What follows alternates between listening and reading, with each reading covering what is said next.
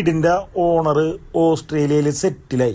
അത് കാരണം കൊണ്ട് ഈ വീട് കൊടുക്കണം, അല്ലെങ്കിൽ ഈ വീട് കൊടുക്കൂല. 4 വർഷം മുമ്പ് അവർ സ്വന്തം ആവശ്യത്തിന് വേണ്ടി പണിതൊരു വീടാണ്. അത് നല്ല ഗ്രാൻഡായിട്ട് പണിത വീട്. കാരണം ഈ വീട് പണിതപ്പോൾ അന്നേരം അവർക്ക് ഒരിക്കലും ഇങ്ങനൊരു ഇതുണ്ടായിരുന്നില്ല. കാരണം 4 വർഷം കഴിയുമ്പോൾ ഓസ്ട്രേലിയയിൽ സെറ്റിലാകേണ്ട ഒരു സാഹചര്യം വരുമെന്ന് അവരൊരിക്കലും കരുതിയിരുന്നില്ല. പക്ഷേ അതുകൊണ്ട് അവർ പണിതപ്പോൾ നല്ല അടിപൊളി ഒരു വീട് അങ്ങോട്ട് പണിത്. ഇതാണെങ്കിൽ 50 സെൻറ്റ് സ്ഥലമുണ്ട്, അതായത് 1/2 ഏക്കർ സ്ഥലം. 1/2 ഏക്കർ സ്ഥലത്താണ് ഇത്രയും നല്ലൊരു വീട്. താമസം ഇല്ലെങ്കിൽ കണ്ട ഇതായിരിക്കും അവസ്ഥ. പറമ്പൊക്കെ കംപ്ലീറ്റ് പുല്ല് പിടിച്ച് കാടും പിടിച്ച് കിടക്കും. കാരണം ഫ്ലാറ്റൊക്കെ ആണെങ്കിൽ നമുക്ക് പൂട്ടിയിട്ടിട്ട് പോവാം. പക്ഷേ പറമ്പും വീടൊക്കെ എങ്ങനെയാണ് പൂട്ടിയിട്ടിട്ട് പോകണം? എന്നിട്ട് മുറ്റത്ത് തന്നെ വറ്റാത്ത വലിയൊരു കിണർ. വെള്ളത്തിനൊക്കെ ഒന്നും ഒരു ബുദ്ധിമുട്ടുമില്ല. പറമ്പിലാണെങ്കിൽ എല്ലാ മരങ്ങളും ഫ്രൂട്ട്സിൻ്റെ, ഇത് മാവ്, പ്ലാവ്, തെങ്ങ്, സപ്പോട്ട, ഇല്ലാത്ത മരങ്ങളില്ല. എല്ലാ സെറ്റപ്പുള്ള നല്ലൊരു വീട്. സപ്പോട്ടയൊക്കെ ഉണ്ടാക്കി കിടക്കണണ്ട.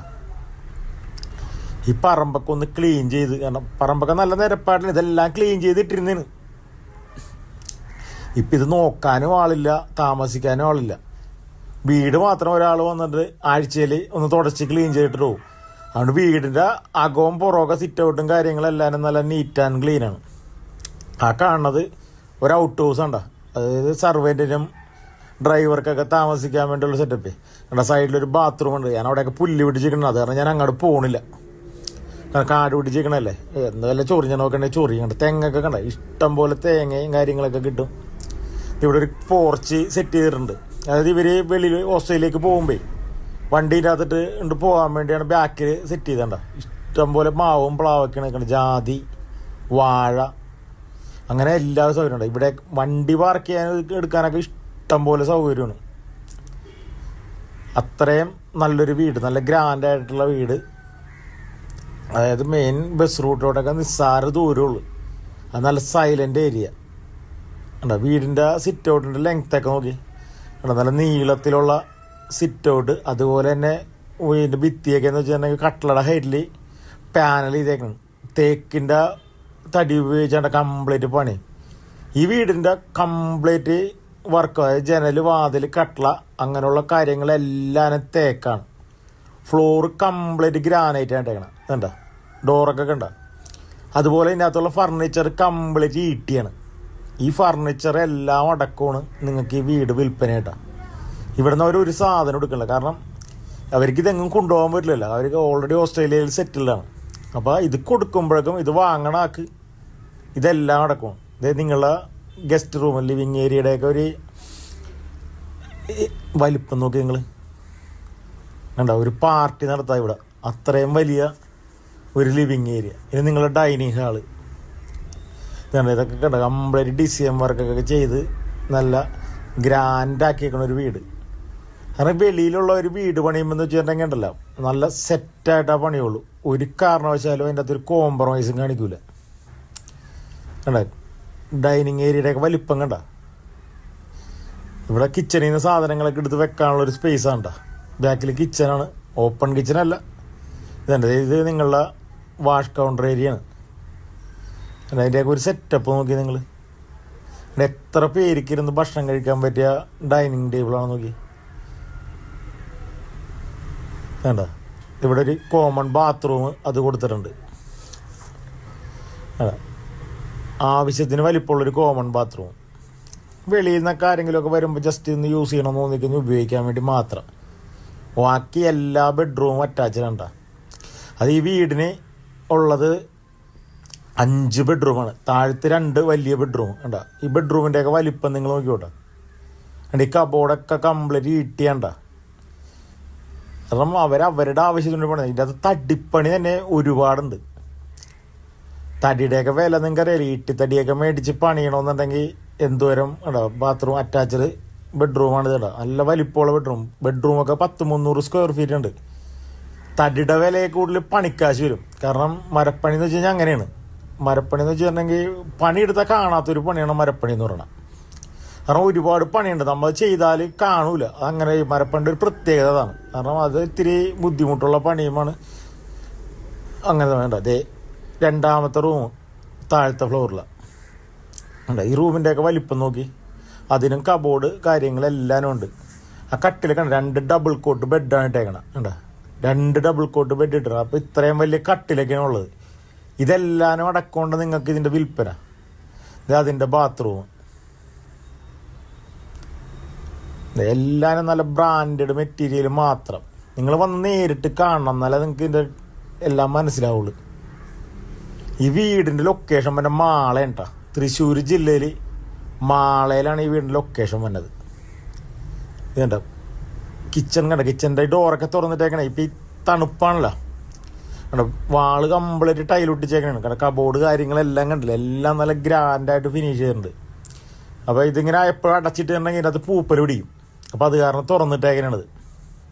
ഇനി നിങ്ങളുടെ സെക്കൻഡ് കിച്ചൺ കാണാം. ഇതാണ് നിങ്ങൾ സെക്കൻഡ് കിച്ചൺ വരുന്നത്. ഇവിടെയാണ് തീ കത്തിക്കാനുള്ള അടപ്പ് കാര്യങ്ങളൊക്കെ. ഈ വീടിൻ്റെ പാല് കാച്ചിയപ്പോൾ മാത്രം അടപ്പ് കത്തിച്ചിട്ടില്ല, അല്ലാണ്ട് അടപ്പ് കത്തിച്ചിട്ടില്ല. ഇതിവിടെ ഒരു സ്പേസ് കൊടുത്തേക്കണം നിങ്ങൾക്ക് വാഷിംഗ് മെഷീനൊക്കെ വെക്കാനാണ്. ഇത് മുകളിലും സെറ്റ് ചെയ്യണം, കാരണം മുകളിലും ഡ്രസ്സ് വർക്ക് ചെയ്യുന്നുണ്ടാവും. വേസ്റ്റ് വാട്ടർ പോകാനുള്ള പൈപ്പ് കണക്ഷൻ, ഇതേ മുകളിൽ സ്വിച്ചും കറണ്ടിൻ്റെ കണക്ഷനും. ഈ വീടിൻ്റെ മുകളിൽ ഒരു ഏരിയ ഉണ്ട്, അവിടെയും നിങ്ങൾക്ക് ഇതേ വീടിൻ്റെ വാഷിംഗ് മെഷീൻ സെറ്റ് ചെയ്യുക. അവിടെ ഡ്രസ്സ് വർക്കും കാര്യങ്ങളൊക്കെ ചെയ്താൽ അവിടെ തന്നെ മഴക്കാലമൊക്കെ ആണെങ്കിൽ അവിടെ തന്നെ ഉണക്കാനുള്ള സെറ്റപ്പൊക്കെ അവിടെ ഉണ്ട്. അത് എല്ലാ സെറ്റപ്പും ഇതിൻ്റെ അകത്ത് ഉണ്ടെന്നുള്ളതാണ്. അപ്പം ഞാൻ ഇത് ലൊക്കേഷൻ പറഞ്ഞില്ലേ, ഇത് തൃശ്ശൂർ ജില്ലയിലും മാള ടൗണിൽ നിന്ന് 2 കിലോമീറ്റർ മാറിയിട്ടാണ്. ഹൈവേ എന്നാണെങ്കിൽ ഒരു 600 മീറ്ററേ ഉള്ളൂ. അത്രയും സെറ്റപ്പിലുള്ള ഒരു വീടാണിത്. അപ്പോൾ ഈ വീടിന് ഈ 1/2 ഏക്കർ സ്ഥലവും ഈ 5000 സ്ക്വയർ ഫീറ്റ്, 4500 അല്ല 5000 സ്ക്വയർ ഫീറ്റുള്ള വീടാണിത്. 5000 സ്ക്വയർ ഫീറ്റ് വീടും ഔട്ട് ഹൗസും. അപ്പോൾ ഈ വീടിനെ ഇവർ മൊത്തത്തിൽ ചോദിക്കണ ലാസ്റ്റ് റേറ്റ് ഇവർ 1.80 ഇവർക്ക് ഫൈനൽ കൈ കിട്ടണമെന്നാണ് പറഞ്ഞത്. 1,80,00,000 രൂപ. ഒരു 4 വർഷം പഴക്കമുള്ള ഈ വീടിന്, ഈ 4 വർഷം പഴക്കമുള്ള വീടിന് ഇവർ ചോദിക്കണ വില 1,80,00,000 രൂപ. 1/2 ഏക്കർ സ്ഥലവും വീടും. അപ്പോൾ ഈ വീട് വാങ്ങാൻ വേണ്ടി താല്പര്യം ഉണ്ടെങ്കിൽ നിങ്ങൾക്ക് ഡിസ്പ്ലേ കാണുന്ന നമ്പറിൽ ബന്ധപ്പെടാം. അല്ല, മുകളിലത്തെ നിലയിലെ ഫസ്റ്റ് ബെഡ്റൂമാണ് ഇപ്പോൾ നിങ്ങൾ കണ്ടത്. കാരണം വീട് അതേ കൂട്ടുള്ള വീടാണ്. കാരണം ഈ വീടിന് തന്നെ നല്ലൊരു പൈസ വരും മുടക്കിയിട്ടുണ്ട്. കാരണം തടി കംപ്ലീറ്റ് തേക്ക്. പിന്നെ ബാത്റൂമിൻ്റെ ഫിറ്റിങ്സ് കണ്ട, ബാത്റൂമൊക്കെ എന്ന് പറഞ്ഞാൽ അതേ കൂട്ട് പൈസ മുടക്കിയിട്ടുള്ളതാണ്. ഫിറ്റിങ്സ് കാര്യങ്ങൾ, അതുപോലെ കബോർഡ്, തടിപ്പണി ഇഷ്ടം പോലെ ഉണ്ട്. ഇതിനിപ്പോൾ ഈ നേരെ കാണുന്ന ബാൽക്കണിയാണ്. ആ ഡോർ തുറന്ന് പുറത്തുണ്ടെങ്കിൽ ആ വീടിൻ്റെ അത്രയും നീളത്തിനകത്ത് നമ്മുടെ സിറ്റ് ഔട്ട് കൂട്ടി തന്നെ ചെയ്തേക്കുന്നത് താഴ്ത്ത.